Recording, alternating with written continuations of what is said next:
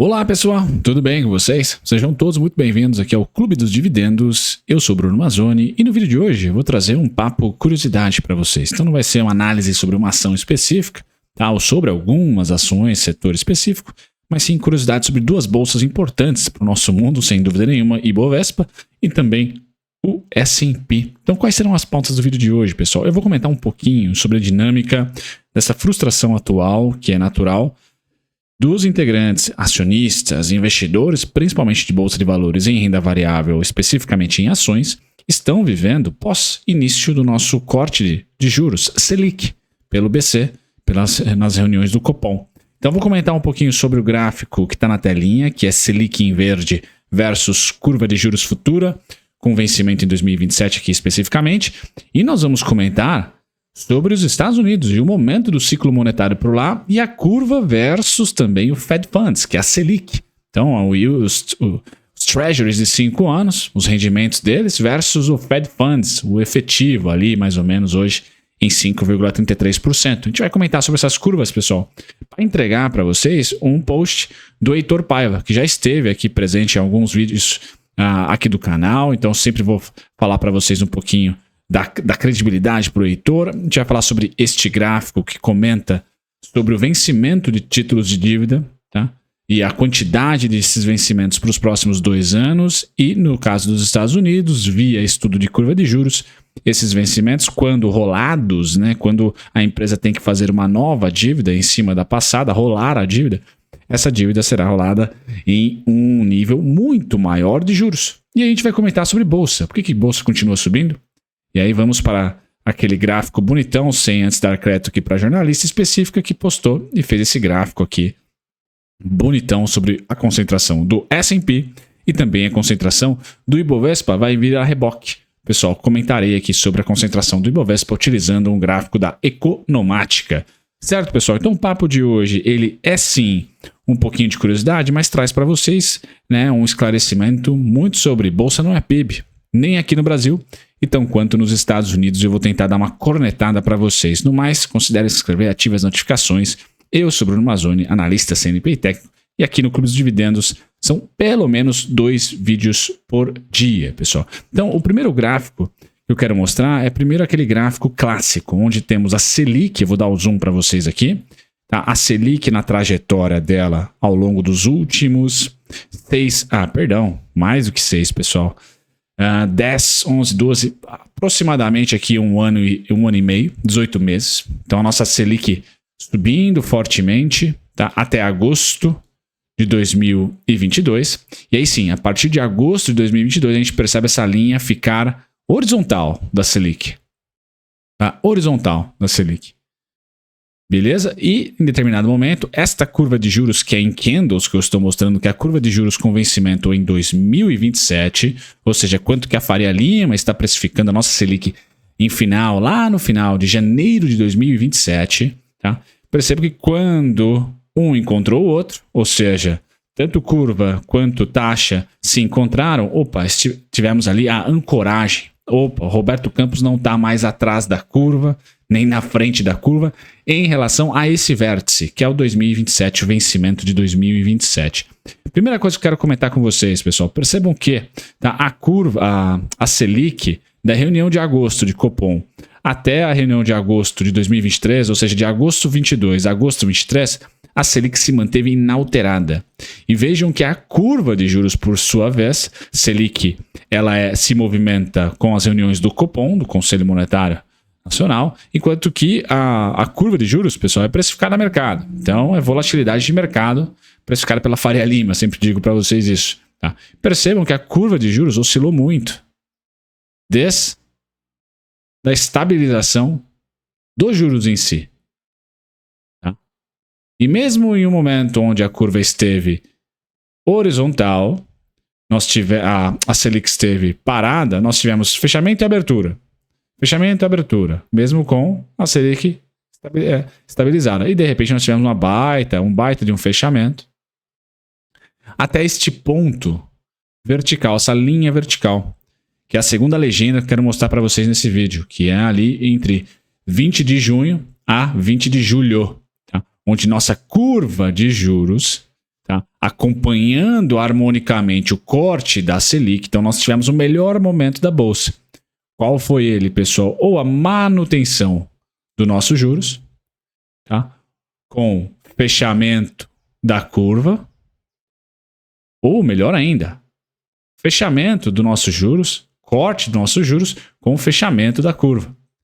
Então, vocês agora, caprichando aí no seu DI, o DI, pessoal, tem final em 2024, 25, 26, todos os anos tem, tá? Então, quando a Faria Lima fala, essa é a curva de juros curta, quer dizer, hoje, em 2023, que é a 24, a 25 é a curva curta, 26 mais ou menos. A partir de 27 é uma curva meio média, tá? Acima de 2030, com certeza curva longa, ou 2029 já pode considerar ali uma curva longa também, tá? Então o melhor cenário para a Bolsa é quando nós temos estabilização da política monetária, taxa Selic paradinha, tá? E curva de juros fechando. Melhor do que isso, mundo perfeito, é quando nós temos os dois, curva de juros fechando, tá? E Selic sendo cortada, tá? O que nós temos para a direita do gráfico, pessoal? Ou seja, para o incerto ainda, para o futuro. Que a Selic ainda vai continuar caindo. Tá? Só não sabemos se a curva vai andar junto. Porque ela precifica ali 2027 e não 2024, 2023.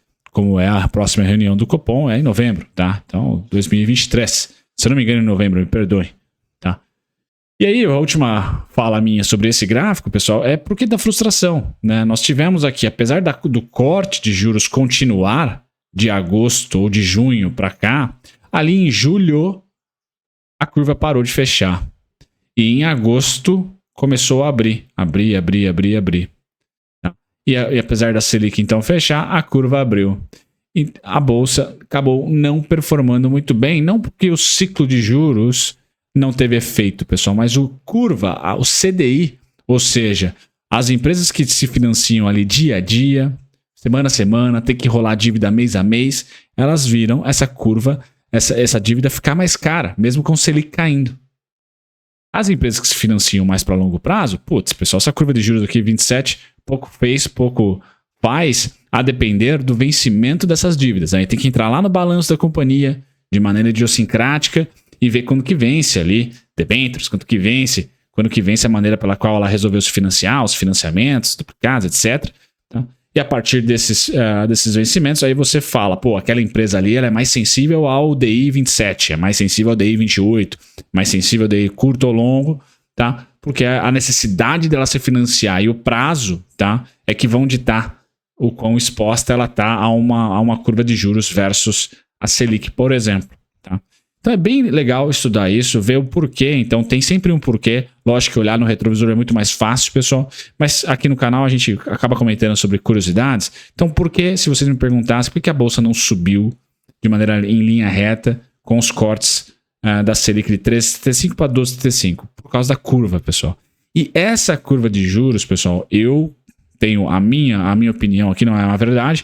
Ela só empinou do jeito que empinou a curva. Então os candles aqui só voltaram a subir por causa desse cara aqui, que é a curva de juros da nave-mãe, que é os Estados Unidos. Aqui eu peguei a curva de juros para 5 anos, que são os Treasuries de 5 anos. Lá no TradingView, o ticker é US, de United States, 5 anos, Y, tá?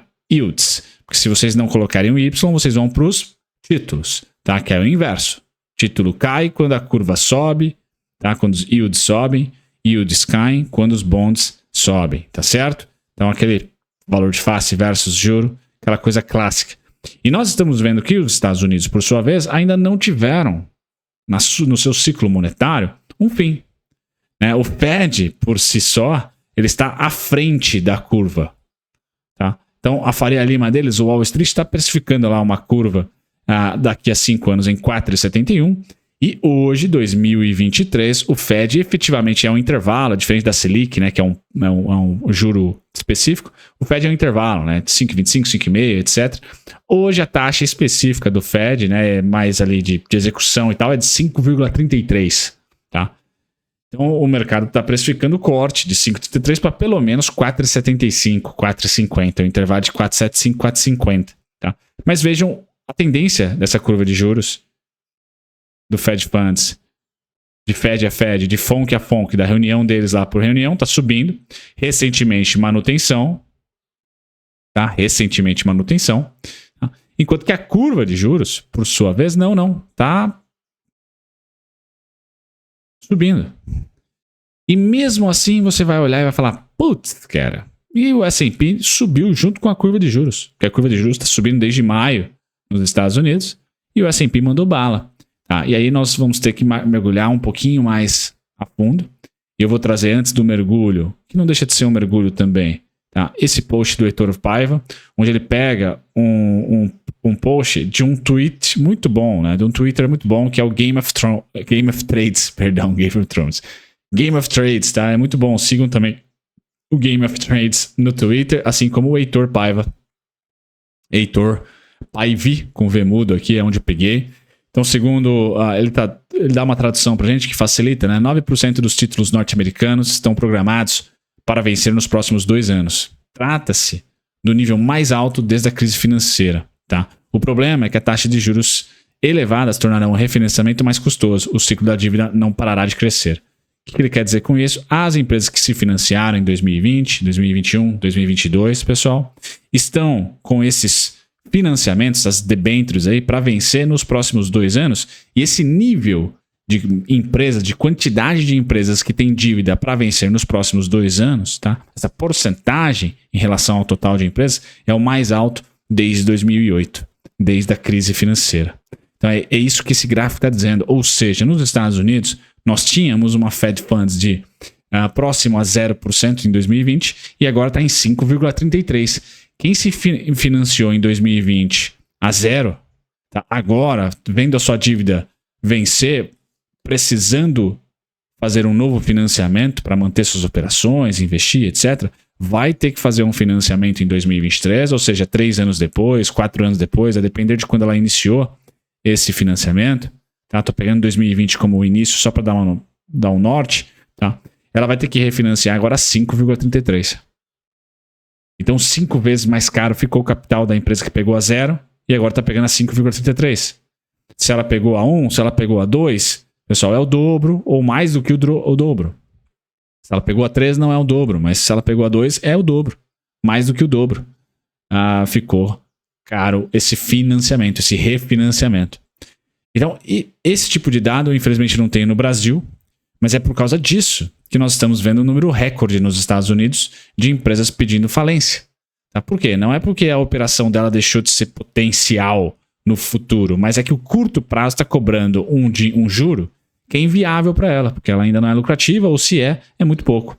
Então, olhar para isso com carinho, tá? Vai trazer para você um norte macroeconômico, de como estamos na economia real, por exemplo, mas não necessariamente vai trazer para você um norte de que, opa, então é para vender S&P? O S&P, pessoal, aqui eu vou trazer como complemento esse artigo da Dorothy Neufeld, foi publicado há 4 meses atrás, no dia 21 de junho de 2023, tá? Ela que postou esse mapa aqui muito legal, tá? Muito legal mesmo, é do Visual Capitalist, que tem no Instagram. É bacana vocês seguirem também, Visual Capitalist. É bem bacana esse gráfico onde mostra que o S&P hoje virou um Ibovespa, só que é um Ibovespa de tecnologia. Então, Apple, Microsoft, Nvidia são empresas com muito peso. Depois nós vamos aqui para uma empresa, deixa eu ver, a Berkshire Hathaway, que é do Warren Buffett, mas também não tem muito peso. A Amazon, 2,7 peso pra caramba. Tesla, 1,3, um certo peso. A Google aqui, o grupo Google, um pouquinho mais de 3%, se juntar os dois. Meta, 1,5%. Tá? E aí nós descemos para as últimas aqui. ExxonMobil com 1,3%. Deixa eu ver se tem alguém mais que se destaca com mais de 2%. Não. O que eu quero dizer com isso, pessoal, é que o setor de tecnologia da informação tem ali 26% do que o S&P é hoje. Tá? E aí, se nós pegarmos as principais empresas, né, que é a Manga, a Microsoft, a Amazon, a Nvidia, tá, o Google, e faltou a Apple, a última sendo a Apple. Pessoal, essas empresas, quando a gente olha para esse gráfico do Heitor, muito dificilmente vão ter muita dívida vencendo agora. Por quê? Porque elas têm muito caixa. Muito caixa. E essas empresas não necessariamente têm toda a sua captação de dívida em dólares. Porque elas são empresas transnacionais, né? Estão no mundo inteiro. E aí a gente vem para o S&P e tenta explicar do porquê que o S&P com essas empresas está voando esse ano, mesmo com o Fed Funds e a curva de juros americana subindo desde maio. Então, maio para cá, o S&P só subiu. Agora está caindo um pouquinho, mas teve uma subida muito forte de maio para cá. Tá? E continua a subir ainda, se a gente considerar as 2 últimas semanas. Então, ter uma noção macroeconômica legal, isso vai pôr dinheiro no seu bolso? Não necessariamente. Porque você tendo o conhecimento do porquê, ou dos porquês que um índice hoje está subindo e não necessariamente a maioria das ações estão indo bem no ano, é mais crucial do que saber as informações macro. Tá? Isso acontece no S&P, pessoal, faz pouco tempo, desde essa revolução aí da tecnologia da informação e do tamanho que essas empresas conseguiram ter com os monopólios. Né? São praticamente monopólios aí das redes sociais e também, agora mais recentemente, temos a inteligência artificial, né?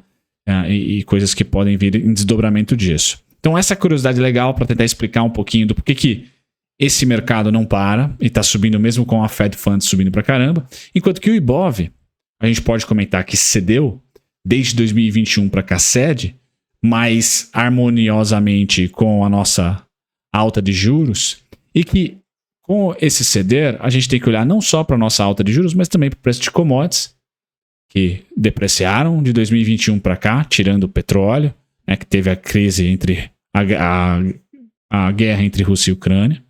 Tá?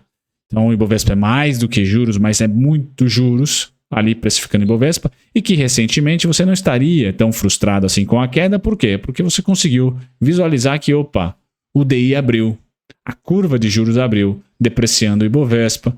Abriu por quê? Por causa de Lula, Bolsonaro, X, Y, Z, político, empresa? Né? Não necessariamente, pelo menos é a minha opinião. Abriu porque o mundo abriu e porque a nave-mãe abriu, que é a curva de juros americana. E eu peguei a de 5 anos, você pode pegar de 2, pode pegar de 10 anos. Estão todos abrindo, inclusive hoje. Tá? E o Ibovespa sofre desse mesmo problema, né? Ou virtude, dependendo do seu perfil aí, né? É muito concentrado em Vale, 13%, Petrobras, 11,2%, Itaú, 6,5%, Bradesco, 5%, Eletrobras, 4%, B3, 4%, Banco do Brasil, 3,2%, Ambev, 3,1%. Então nós estamos falando de 1, 2, 3, 4, 5, 6, 7, 8 empresas. Tá? 8 empresas compõem mais de 50% do índice. Tá? Muito louco isso. Se a gente for analisar aqui friamente, pessoal, é uma baita de uma concentração. As outras aqui vão com 49,7%. Tá?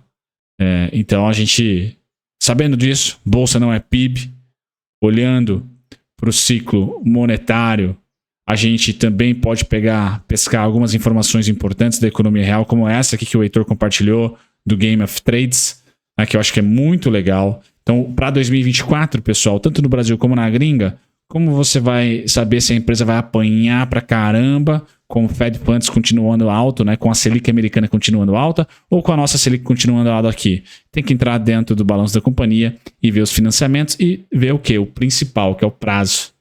Quando que esse financiamento vai precisar ser refeito, refinanciado.